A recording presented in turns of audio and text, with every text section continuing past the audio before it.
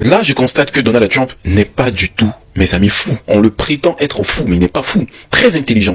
Parce qu'il est en train de faire du business et j'ai l'impression qu'il veut totalement affaiblir les Européens. Regardez qu'est-ce qu'il fait, les gars. Parce que là, on a le secrétaire américain du Trésor. Écoutez très bien, suivez la vidéo jusqu'au bout, les amis. Bezant.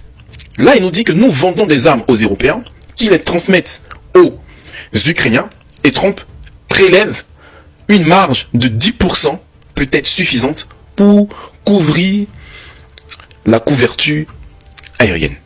C'est incroyable cette histoire. C'est-à-dire Trump, il fait son business. Parce qu'auparavant, les armes n'étaient pas achetées. Lorsque Joe Biden était encore là, c'était gratuit. Donc lui, tu veux faire ta guerre, alors il te vend des armes. Et derrière, il veut te faire croire qu'il négocie, qu'il est pour la paix, qu'il veut son prix Nobel de la paix, pour dire que lui, il ne veut pas faire la guerre. Raison pour laquelle qu'il envoie aussi des armes à l'Ukraine, faites votre guerre. Mais j'ai l'impression, et je me pose encore des questions de savoir, la rencontre entre lui et Donald Trump, est-ce qu'il n'y a pas eu un deal? C'est une question. Ça, c'est une question que je me pose. Il n'y a pas un deal derrière tout ça?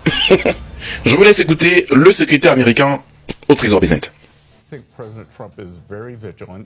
Right now, we are selling arms to the Europeans, who are then selling them on to the Ukrainians, and President Trump's taking a 10% markup on the arms. So maybe that 10% will cover.